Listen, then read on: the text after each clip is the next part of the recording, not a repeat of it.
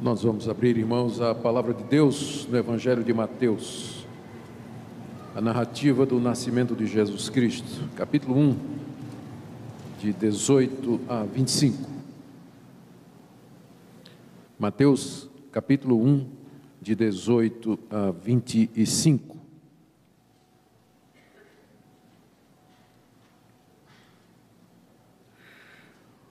Ora, o nascimento de Jesus Cristo foi assim. Estando Maria, sua mãe, desposada com José, sem que tivessem antes coabitado, achou-se grávida pelo Espírito Santo. Mas José, seu esposo, sendo justo e não a querendo infamar, resolveu deixá-la secretamente. Enquanto ponderava nestas coisas, eis que lhe apareceu em sonho um anjo do Senhor, dizendo: José, filho de Davi, não temas receber Maria, tua mulher, porque o que nela foi gerado é do Espírito Santo. Ela dará à luz um filho e lhe porás o nome de Jesus, porque ele salvará o seu povo dos pecados deles. Ora, tudo isso aconteceu para que se cumprisse o que fora dito pelo Senhor por intermédio do profeta. Eis que a virgem conceberá e dará à luz um filho, e ele será chamado pelo nome de Emanuel, que quer dizer Deus conosco. Despertado José do sono, fez como lhe ordenara o anjo do Senhor e recebeu sua mulher. Contudo, não a conheceu, enquanto ela não deu à luz um filho, a quem pôs o nome de Jesus. Queridos, especialmente o verso 21, ela dará à luz um filho e lhe porás o nome de Jesus, porque ele salvará o seu povo dos pecados deles. Toda pessoa tem um problema no passado, um problema no presente e um problema no futuro. O problema do passado é a culpa. Vocês e eu já quebramos a lei de Deus, já ofendemos a Deus, já fizemos o que não devíamos, portanto somos culpados. Isso aí já aconteceu. É um problema porque nós precisamos lidar com a culpa e as suas consequências. O problema no presente é o medo, a angústia, a dor que o pecado nos causa e com o qual também nós temos que lidar constantemente. O problema no futuro é a morte e o que vem depois dela. O Natal tem a ver exatamente com isso.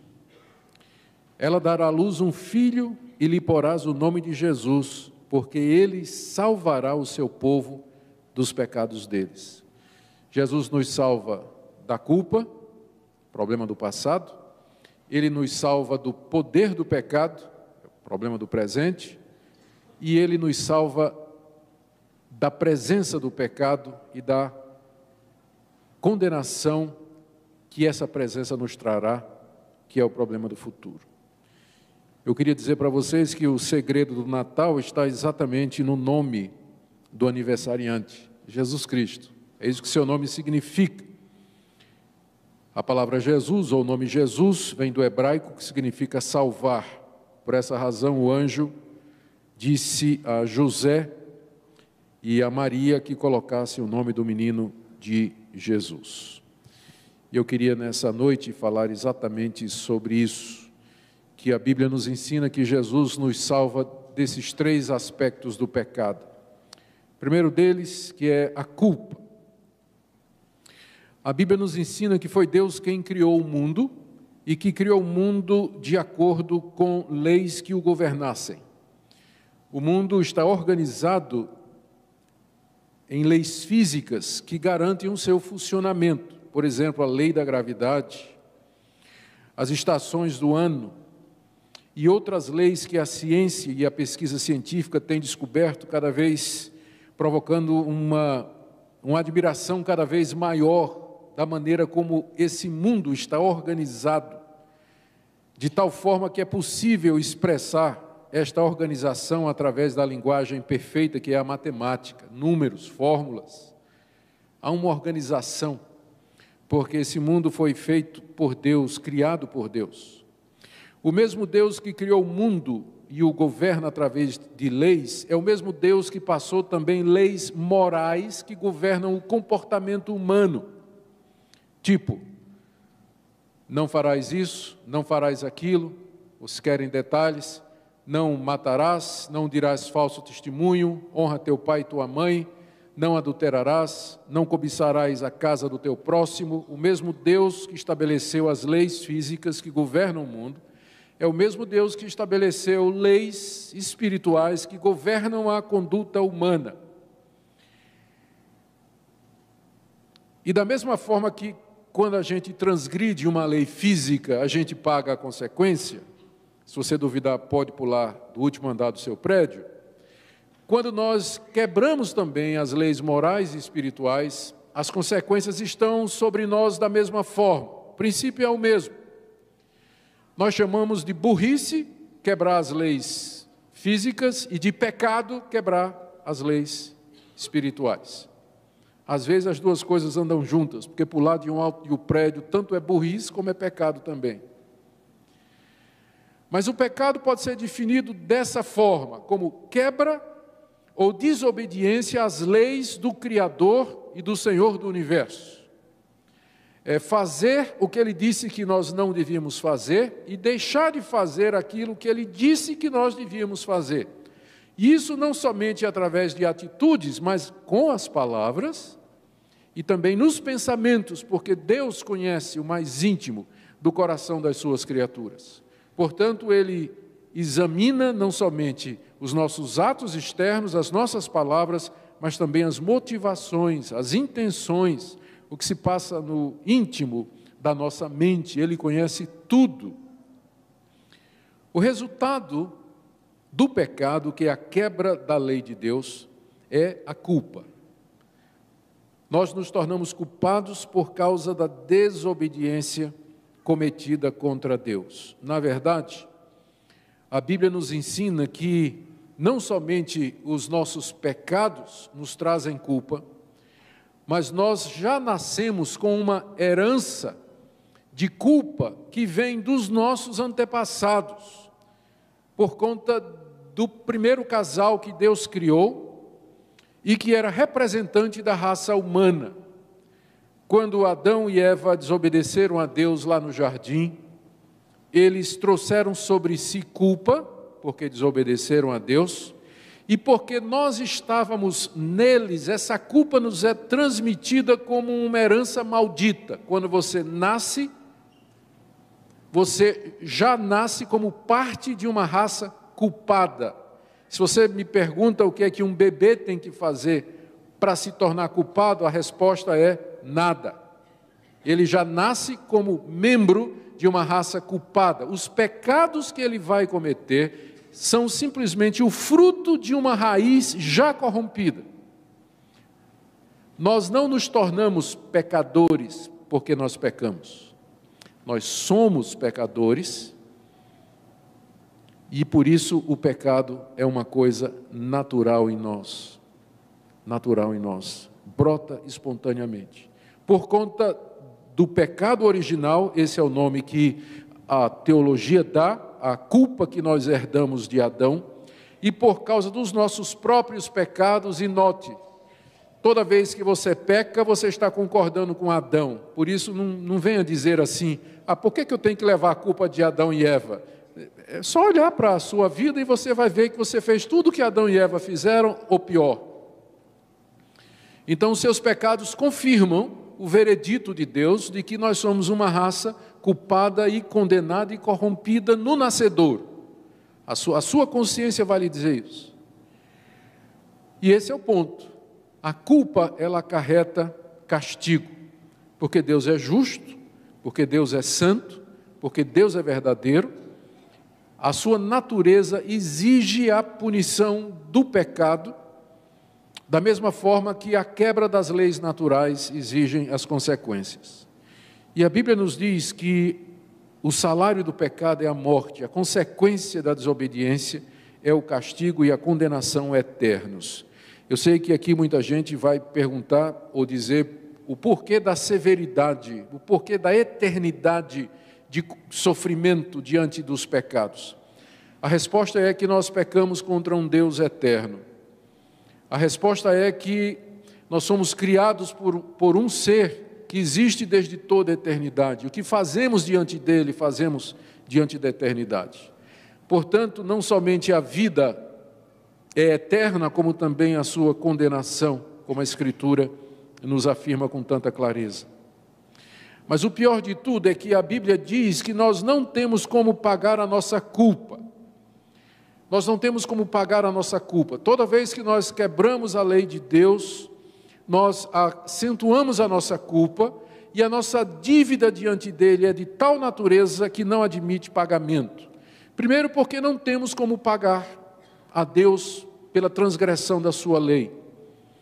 Segundo, porque ainda que tivéssemos essa capacidade, ou vamos supor que cada bem que nós fizéssemos compensaria um mal que nós tivéssemos feito, ainda assim a conta ficaria pesando mais para o lado do mal, ainda que fosse possível. Só tem uma coisa que eu posso dar a Deus pela minha culpa, que é a minha própria alma. Significa o sofrimento dela e o tormento dela eternamente no inferno. É a única coisa que eu tenho a dar para Deus pela minha culpa, é a minha própria vida. E é isso que Ele exige de nós. A alma que pecar, essa morrerá. A alma que pecar, essa morrerá. É a única coisa que você tem a dar para Deus, pela desobediência aos seus mandamentos e à sua lei, é a sua própria vida. E é o que Deus exige. E aqui é que vem o sentido do Natal. É por isso que nós celebramos o Natal, porque o Natal representa exatamente a resolução daquilo que nós não poderíamos solucionar. Jesus nos salva da culpa do pecado. É isso que o anjo disse. Ela dará à luz um filho e lhe porás o nome de Jesus, porque ele salvará o seu povo dos pecados deles. Salvação dos pecados. Foi por isso que Cristo se tornou carne, gente como nós, por isso que ele nasceu, e essa é a razão do Natal. Representando o seu povo, Cristo morreu na cruz, e lá ele pagou a culpa e recebeu o castigo que me era devido. Em vez de me castigar, Deus castigou o meu representante, que é Jesus Cristo. Deus tomou a alma, a vida de Cristo em lugar da minha, como pagamento pela minha culpa. Ele se oferece no meu lugar e paga completamente a minha culpa. Agora, estamos livres, como diz Romanos capítulo 8, verso 1, já não há qualquer condenação para quem está em Cristo Jesus.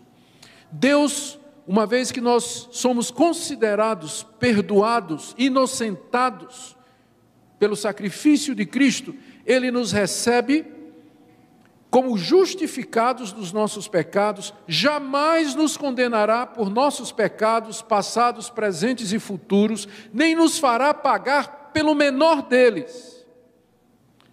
Essa aqui é a boa notícia, que Deus nunca nos fará pagar pelo menor dos nossos pecados, uma vez que lá na cruz Ele aceitou a vida de Cristo em lugar da minha, e porque Ele é justo, Ele não pode castigar o mesmo pecado duas vezes. Então, se Ele já tomou a vida de Cristo em meu lugar, Ele não vai tomar a minha, Ele não vai tomar a sua, se você é de Cristo. Ele não vai mais lhe acusar de nenhum dos pecados pelos quais Cristo morreu na cruz, e foram todos.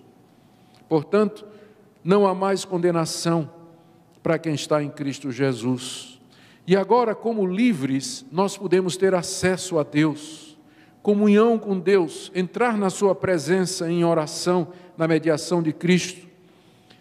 Mais que isso, nós temos a segurança de que passaremos a eternidade na presença de Deus, porque não tendo culpa mais, tendo sido eximidos da culpa, justificados da culpa, nós podemos depois da morte estar na presença de Deus.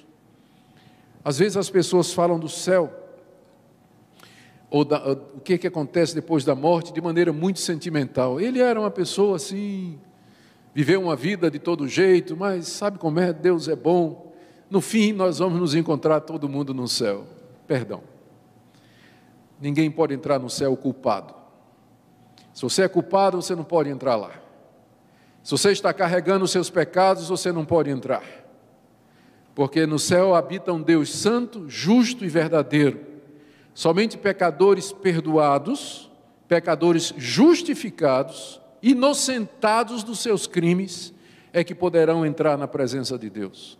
Portanto, não tenha esperança nenhuma de que um dia depois da morte, ou você, ou seus parentes, ou seus amigos, vão entrar no lugar de felicidade, se aqui nessa vida você nunca recebeu esse perdão de Deus, porque enquanto você não recebe esse perdão que Deus nos oferece em Cristo Jesus, você é considerado por Ele como culpado dos seus pecados e, portanto, sem acesso à sua presença.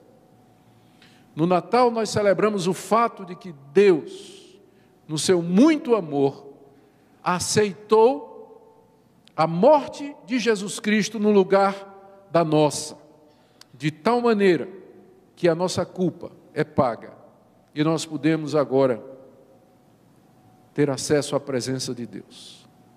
Mas esse não é o problema todo. Eu disse que o homem tem 3 problemas, isso resolve o passado, mas tem o problema do presente. A Escritura nos ensina que o homem não somente é culpado, eu já falei da culpa, mas ele é corrompido. Pecados é o que nós fazemos, pecado é o que nós somos. Nessa primeira fase, Cristo cuida dos nossos atos, Ele morreu pelos nossos atos errados, tirando a culpa, mas ainda resta o problema do que eu sou um pecador. Mesmo que Cristo me perdoa, eu continuo sendo um pecador. O pecado não sai de dentro de mim. Eu continuo com uma natureza corrompida. E o problema é esse, porque nós somos muito mais inclinados a fazer o mal do que o bem. E mesmo pessoas que foram já perdoadas dos seus pecados e da sua culpa, elas sabem que elas permanecem com uma natureza corrompida que os inclina a cometer aqueles mesmos pecados dos quais ele já foi perdoado. A razão é que todos nós procedemos do mesmo tronco corrompido. Todos nós somos farinha do mesmo saco, para usar a expressão popular, ou todo mundo calça 40. Nós olhamos para o mundo às vezes e perguntamos, mas espera aí, pastor, tem gente boa. Eu olho assim, de fato, tem gente onde essa questão da corrupção é evidente, gente ruim, gente perversa, gente que tem prazer em fazer injustiça, em infligir dor e sofrimento nos outros, mas tem muita gente boa lá fora, que é até ateu, não acredita nem em Deus. A diferença é externa e devido às circunstâncias.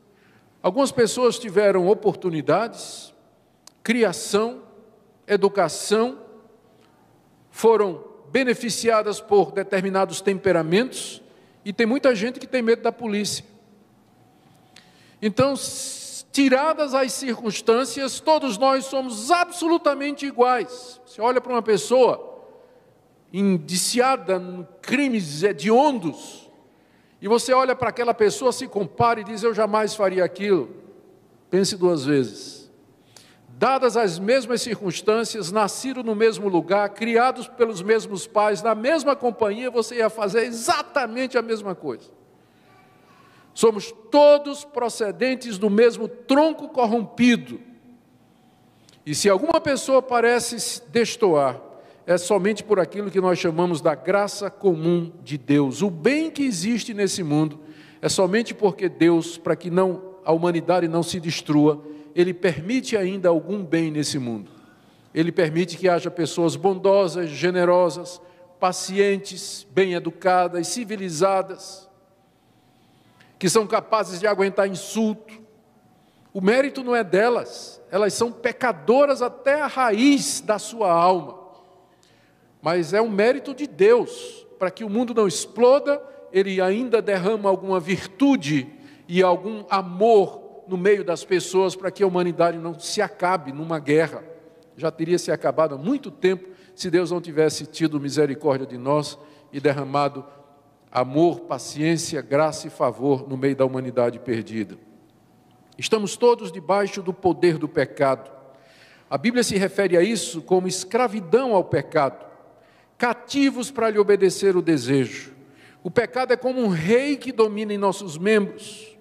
O apóstolo Paulo dá uma descrição que eu já li aqui na igreja, já preguei sobre isso aqui na igreja, mas não conheço descrição melhor.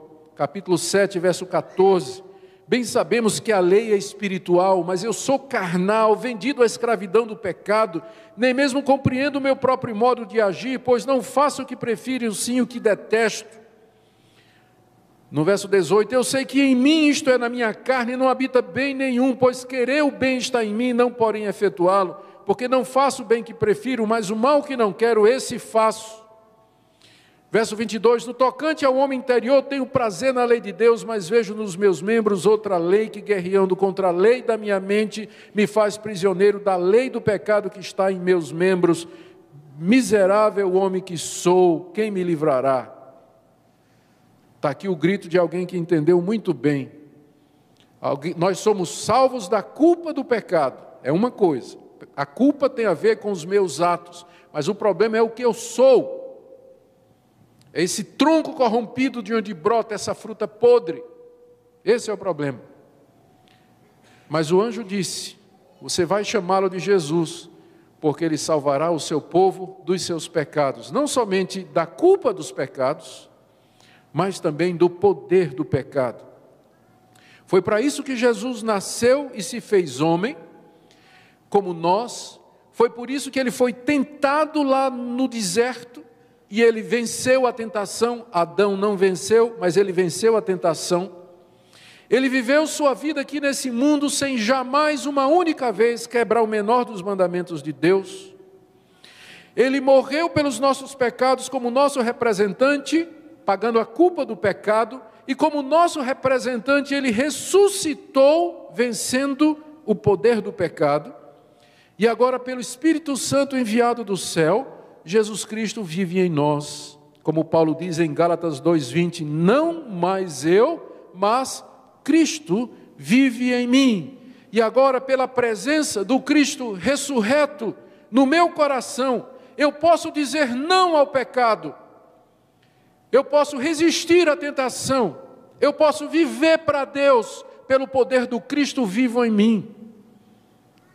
É dessa forma que Ele me salva do poder do pecado. Não é que Ele tira o pecado de dentro de mim, mas Ele vem ao meu coração, Ele vem morar em mim e domina o pecado e subjuga o pecado. De tal maneira que eu posso viver uma vida santa para Deus. Antes de conhecer a Cristo, eu não podia não pecar. Mas agora que eu conheço a Cristo, eu posso não pecar. Eu posso dizer ao pecado, não. Eu posso dizer à tentação, não. Eu posso evitar dar a segunda olhada na mulher provocante que passa na minha frente, ou no homem provocante que passa na sua frente. Eu posso evitar abrir minha boca e dizer o que me vem na cabeça no momento de raiva.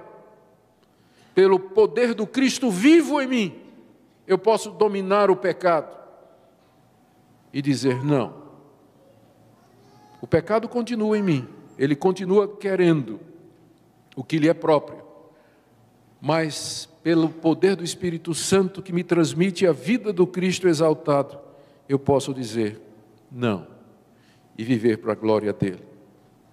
Cristo nos salva da culpa do pecado, o que eu faço no passado. Ele me salva do poder do pecado, o que eu sou no presente. Mas Ele também um dia me salvará da presença do pecado. A Bíblia nos diz que o mundo está contaminado pelo pecado, toda a natureza, a humanidade. Por isso nós envelhecemos, adoecemos e eventualmente iremos morrer. Os verdadeiros cristãos anseiam por se livrar da presença incômoda do pecado. Na verdade, eu diria que não são somente os cristãos, mas a humanidade toda, ela sente que alguma coisa está errada. De vez em quando eu gosto de escutar alguns cantores que não são evangélicos, espero que ninguém se escandalize com isso, porque entre música gospel e alguns cantores que não são evangélicos, eu prefiro os cantores que não são evangélicos. Tem muita coisa gospel, sinceramente, mas isso fica para outro sermão. Mas tem um particular chamado John Mayer, americano, que de vez em quando eu fico impressionado como eu vejo alguma coisa brotando ali nas músicas do John Mayer. Mayer não é cristão, não tem nada de cristão. Ele tem uma vida muito desregrada, na verdade. Mas de repente eu encontro o Mayer escrevendo uma música do tipo assim: alguém para esse trem. A vida não para, o tempo não passa. Eu não quero ficar velho, tem alguma coisa errada. Eu perguntei uma vez a meu pai: papai, como é que eu faço com isso? Ele disse: John, quando você chegar aos 68, você vai ter que renegociar, mas esse trem eu já sei, não para, nós não podemos parar. Ele sabe que tem alguma coisa errada. E ele fica vendo o trem da vida, é o trem do tempo, né? Está passando, e ele simplesmente não se resolve, não tem paz, não sabe onde é que tudo isso vai dar. Chama pelo pai, e o pai diz: eu também não sei. Então a humanidade geme debaixo do pecado e às vezes não sabe por quê está gemendo debaixo do pecado. Nós sabemos por quê. Os cristãos anseiam por se livrar dessa presença incômoda do pecado. Apesar de estarmos livres da culpa, apesar de estarmos sendo libertos do poder do pecado, o pecado ainda permanece em nós, sofremos, gememos, envelhecemos e vemos isso tudo acontecendo na natureza ao nosso redor, que também geme e caminha para um fim. A pergunta é: quem poderá nos salvar do poder da morte, de um corpo marcado pelo pecado? O que vai acontecer com esse mundo, com o cosmos que está marcado pelo desequilíbrio? E a resposta está na boca do anjo: chamarás o seu nome de Jesus, porque ele salvará o seu povo dos seus pecados, não somente da culpa e do poder, mas um dia também da presença. Foi por isso que ele nasceu, assumiu um corpo perfeito, livre do pecado, morreu, venceu a morte, ressuscitou literalmente, e agora Cristo vive com um corpo imortal, eterno, perfeito e glorificado. Aqui e agora ele pode curar, aliviar o sofrimento, sanar problemas, mas é quando ele voltar em glória que haverá a ressurreição dos mortos e a nossa transformação. A Bíblia nos ensina isso em tantos lugares diferentes. Em Romanos capítulo 8 está dito que nós gememos em nosso íntimo, aguardando a adoção de filhos, a redenção do nosso corpo. Isso vai acontecer, então, quando Ele vier em glória. Meu último ponto. Queridos, que Salvador completo, maravilhoso. Essa é a razão do Natal. Por isso que nós comemoramos o nascimento dEle, é por isso que o seu nome é Jesus. Mas eu queria dizer para você uma coisa só, para terminar. O anjo disse o seguinte: você vai chamá-lo de Jesus, porque ele vai salvar o seu povo, o povo dele, dos pecados deles. Tudo isso que Jesus faz e que eu descrevi, salvação da culpa, do poder, da presença do pecado, passado, presente, futuro, se quiser o nome teológico, justificação, santificação e glorificação, tudo isso ele faz pelo seu povo. Sim, a Bíblia diz que Deus amou o mundo e diz que Jesus sofreu pelo mundo, mas isso não pode ser entendido de forma absoluta, senão nós cairíamos no universalismo. Porque a Bíblia diz que muitos serão condenados eternamente por causa dos seus pecados, apesar da morte de Cristo na cruz. O que Cristo fez na cruz tem poder para salvar o mundo todo, se o mundo todo quisesse. Mas Ele é Salvador somente daqueles que se arrependem dos seus pecados, que creem nele e que o seguem. Por isso que aqui nessa noite, embora Cristo tenha realizado essa salvação tão completa, você continua condenado aos seus pecados e à condenação, se você não está arrependido desses pecados. E se você de coração não se humilha diante de Deus e diz: Deus, eu sou um pecador, eu mereço a tua condenação justa, e minha esperança está somente naquele menino que nasceu na manjedoura, aquele que viria salvar da culpa, do poder e da presença do pecado. Apesar do que Cristo fez na cruz, você continua condenado, a menos que você nessa noite no seu coração tenha certeza disso, que Ele é o seu Salvador. porque Ele salvará o seu povo, não é o mundo, Ele salvará o seu povo dos seus pecados. O seu povo são aqueles que já desistiram da sua religião particular, da sua moralidade, das suas boas obras, do seu cristianismo nominal e se entregaram pura, simples e completamente a Jesus Cristo. Talvez você diga: pastor, como eu sei? Pastor, eu creio. Pastor, eu quero. Mas como é que eu sei que Ele é o meu Salvador? Como é que eu sei que os meus pecados estão perdoados?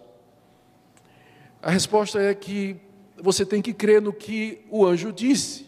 Você tem que crer no que o Natal representa. Ele veio salvar pecadores. Você é pecador? Sim, eu sou. Você está arrependido dos seus pecados? Reconhece que quebrou a lei de Deus, que merece a condenação de Deus? Sim, eu reconheço isso. Você crê que Jesus Cristo morreu na cruz para salvar pecadores, derramou o seu sangue e que Deus aceita a vida dele no lugar da sua? Você crê nisso? Eu creio sim. Não tem nenhuma razão para você duvidar de que você faz parte do povo de Deus. Talvez hoje à noite seja o momento de você finalmente levar isso a sério. De você nessa noite tomar uma decisão de que você vai seguir a Cristo, que você vai viver para Ele, e que Ele será o seu Salvador, agora e para sempre. Aqui na eternidade, da culpa, do poder e da presença do pecado. E se você disser assim: mas meus pecados são muitos, eu fiz tanta coisa errada e tantas vezes, mas o anjo não colocou limite.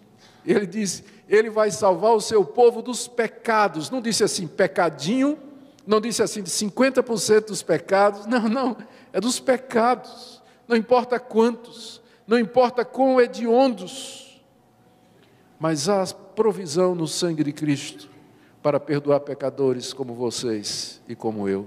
É isso que o Natal representa. Que essa seja uma noite de salvação e de libertação para pecadores arrependidos que de coração desejam viver para Deus. Amém. Oremos.